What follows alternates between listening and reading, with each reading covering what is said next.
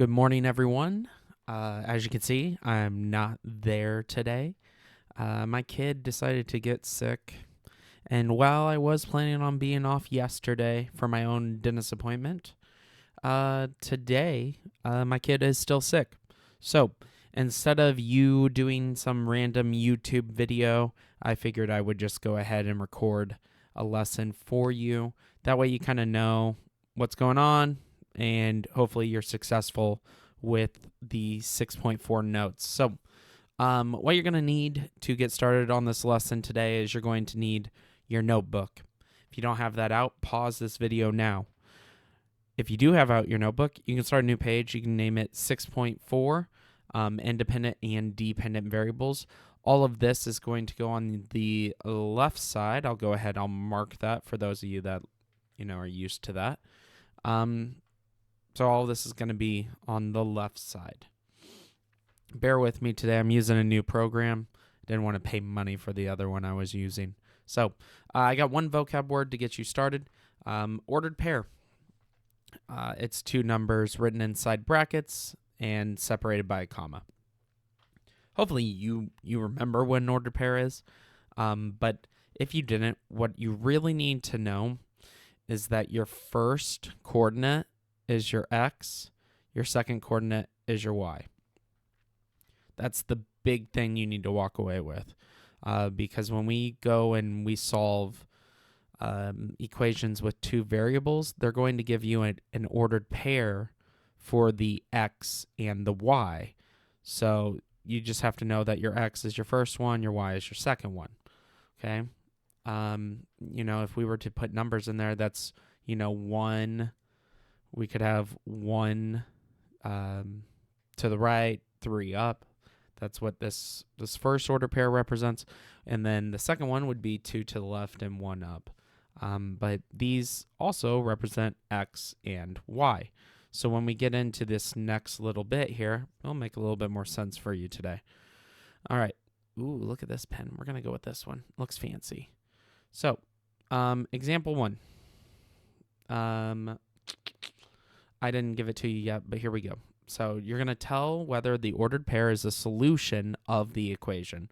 So I'll give you an equation here. Let's say y equals 2x. Wow, this pen is crazy looking. All right, and based off this, we wouldn't be able to solve anything. We have y, we have x, we don't know anything. But they give us an ordered pair here, and that is 3 to 6. I guess it's 3, 6. Now, what we need to do is figure out what's what. So using that idea that we had at the top, 3 in this case would be our x, and 6 would be our y. So what we're going to do is we're going to plug these into our equation and solve. So our y, since that's first, our y would be 6. We have 2x, and that represents 2 times x. So I'll put my multiplication sign in there, and then we'll replace x with 3. All right, so I have 6 on the left. 2 times 3 would also be 6. So is this ordered pair a solution? Yes. So it's one of those yes or no's here. So in this case, yes, this ordered pair is a solution because 6 does equal 6. Now, if they weren't equal, then no, it would not be a solution. But since they are equal, it is a solution. All right, let's try B. For B, I'm going to give you y equals 4x minus 3. So I have y equals 4x minus 3. Now, for our ordered pair, they give us the ordered pair of 4 and 12. So just a reminder off that, just like the last one, our first numbers are x, our second numbers are y. So let's go ahead, let's plug this in. What other colors do I have? Wow, look at all these. Stop getting distracted. All right, so So now, sorry, I had to pause for a split second there. 3-year-old attack. All right, so let's go ahead. Let's plug in our different coordinates. We have 12 for the y. I have 4, and then that would be 4 times x. In this case, x is going to equal 4, and then we're going to have minus 3. Now we're going to have to use PEMDAS here. We have 2 different operations. We have multiplication, we have subtraction. So we're going to need to do PEMDAS first to solve that. In this case, we are going to want to multiply first. So that gives me 12 equals 16 minus 3. And then we could go from there. 12 equals 13. Now, we know that these are unequal. They don't equal each other. So what that means is we put our x through it, and then is this ordered pair a solution? No. No, it is not. So our answer would be no. All right, so just to kind of recap before I send you on to try it, what you're going to do is you're going to get an ordered pair. You're going to label it x and y. This tells us, what we're plugging into our problem. You plug in your 2 variables, so you replace the x with the first coordinate, replace the y with the second coordinate, and then you solve.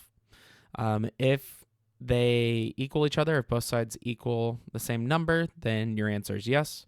If the 2 sides don't equal the same number, then your answer is no.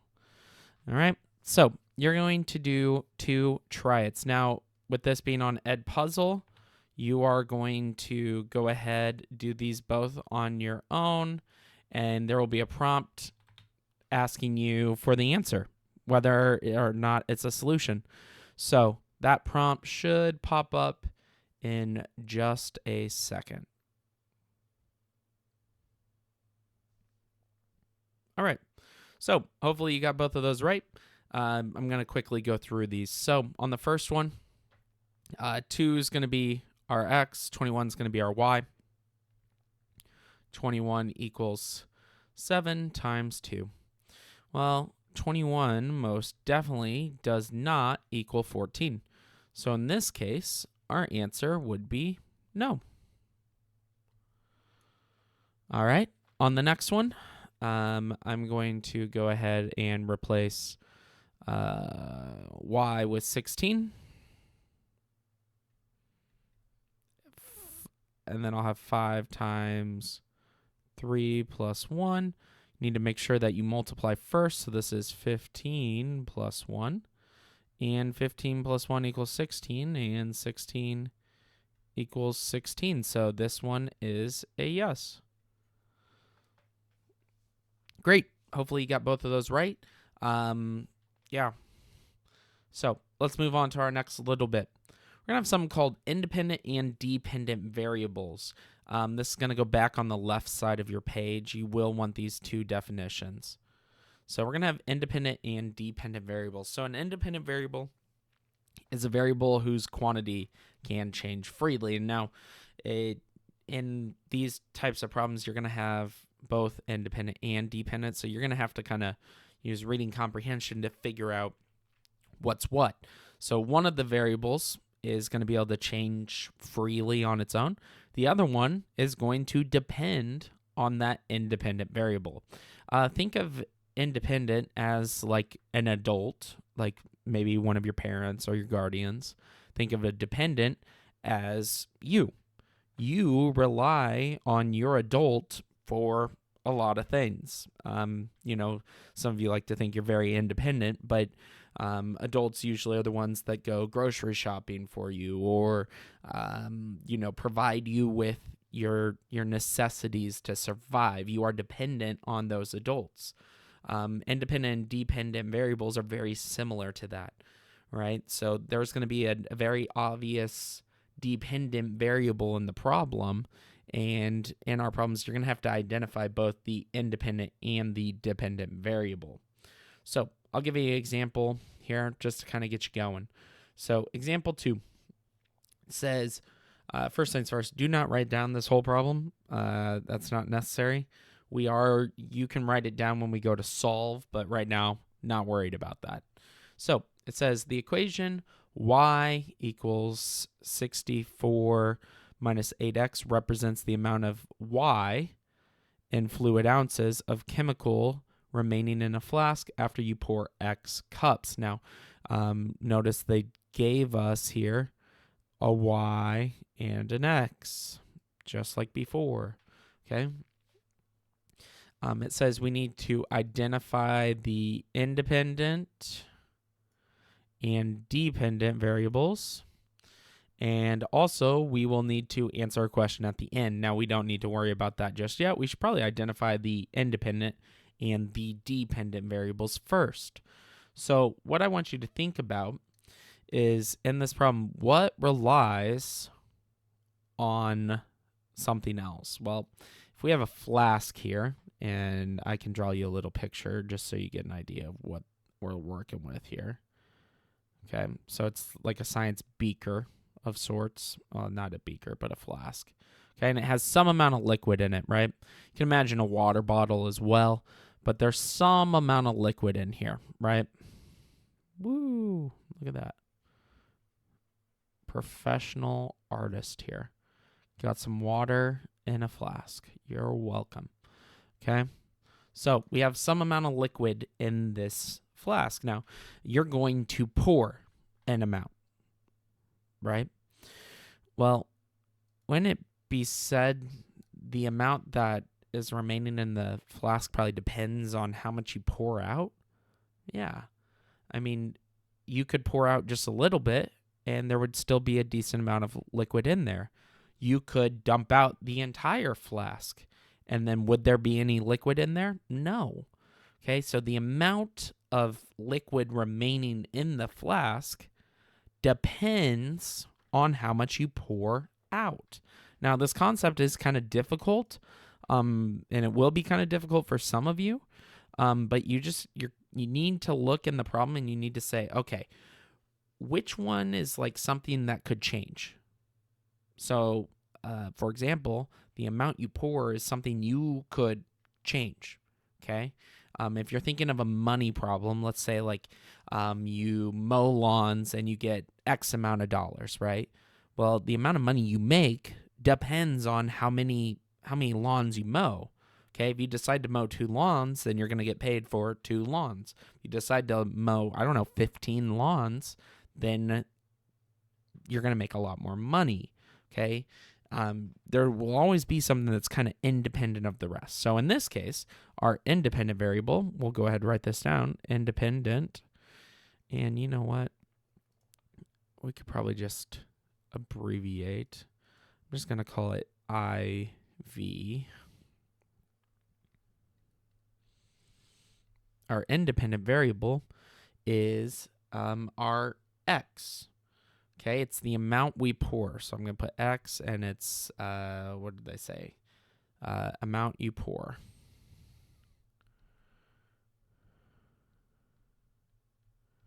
Okay, our dependent variable would be our Y, and it's the amount left.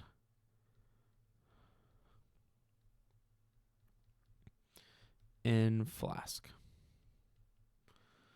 Okay. I guess our independent variable, they might, in the problem, they might say, I don't remember how it's set up in Big Ideas, but we could also add our measurement here. So since our X there was cups, and then this was fluid ounces, so it'd be FLOZ. They might actually, like I said, I haven't looked at what they want for the answers yet, but it might be in those measurements. Anyway, so those are our independent and our dependent variables. Now, the last part says how much of the chemical remains in the flask after you pour 5 cups. So here, we're going to pull our original problem. So it says y equals 64 minus 8x. All right. now we can plug in a number. Now, what number did they give us? They say that we pour 5 cups. Now, this pour amount is our x. So when we go and incorporate this into our problem, it's going to be y equals 64 minus 8 times 5, because 8x is multiplication. We can do PEMDAS here, and this is going to be 40, and we're going to have 64 minus 40. So 64 minus 40 would be 24. And, what would our y be measured in? This would be in fluid ounces. Now, the reason we're able to switch from cups to fluid ounces is 8 is actually your conversion for this. They kind of bake that into the problem. Normally, you wouldn't be able to just, change your conversion or change your measurement like that, but it's baked into the problem. That's why we're able to switch this. So we have 2 answers here. We have our independent variable and dependent variable, and then also we have our final answer of 24 fluid ounces. Now, on your try it, it's going to be set up very similar to this. So this will go on your right side. You don't have to write down this whole thing, just like the other one. But I'm going to quickly walk you through what you need to do, and then you will need to answer it. So it's going to be set up just like that last one. So if you need to go back and look at it, go back and look at it. So the equation y equals 10x plus 25 represents the amount y in dollars in your savings after x weeks. All right, so you have weeks and you have dollars. You are going to need to identify the independent and dependent variables, and then you'll need to use this 8 in your equation when you get there. We aren't there yet, so you're not going to use that yet. So your first step here is going to be find your independent variable and also your dependent variable. So you need to figure out which one relies on the other. Okay? Does your savings rely on the amount of weeks that you save? Or is it the other way around? The amount of weeks saved relies on the savings. After that, you'll need to plug in that 8 into this equation, 10x plus 25. Okay. And then, you'll have a prompt on Edpuzzle in just a second here to answer all 3 of these. All right. So hopefully you've answered all of those. I think my explanation kind of gave it away if you were paying close attention. And maybe you've noticed a kind of a trend here that our y often relies on our x. Now, when you go into your homework today, it's not going to use x and y's. You're going to have different ones, but they're going to be kind of set up the same way. Okay? When we look at these equations here, our dependent variable is often the variable by itself. Not always going to be your case, but it often is. In this case, it's y. Okay, the amount of money in your savings is most definitely going to depend on the amount of weeks you save. If you're putting $5 in your savings a week, well, then it's like your savings is going to depend on how many times you put $5 in your account. It's not the other way around. Now, if you're trying to solve a different problem, like how many weeks would you have to save, then maybe you can make that argument, but it's really not the case here. So our dependent variable is the amount of savings, okay? So it's your savings, and that's in dollars, okay? Your savings is reliant on weeks. They don't really give us another identifier here, so I'm just going to say weeks. I guess we could say it's X also. Let me just go ahead, put that in parentheses here, and we can put this in y parentheses. Okay. Then when we go to the last part of this question, it says, how much money is in your savings after 8 weeks? Well, if we look at this equation, what is going on? Well, they say we are saving for 10 weeks here. So I'm going to take 10 and I'm going to multiply it by the amount of week. Oh, whoops, I said that backwards. We are saving for 8 weeks, but how much are they saving per week? Well, it's 10. We're multiplying that 8 by 10. Now, this plus 25, if you think back to different problems we had, this is the starting amount. This is a constant, okay? This amount doesn't change, right? So they imagine they started their account with $25, and then every single week they're putting $10 in. That's what this equation says. And what we want to figure out is how much money do they have after 8 weeks? So first things first, I'm going to multiply that 10 and that 8. I'm going to get 80. And then I'm going to add 25 to, of course, get 105. Now, this will be represented in dollars. So I have $105.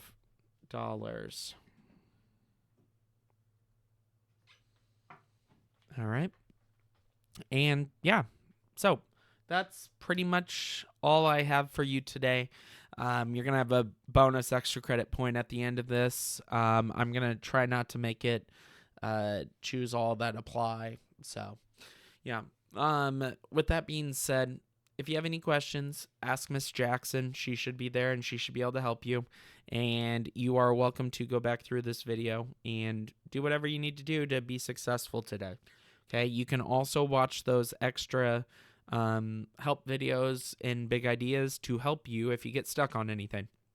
So I hope you have a wonderful day. I'll talk to you later.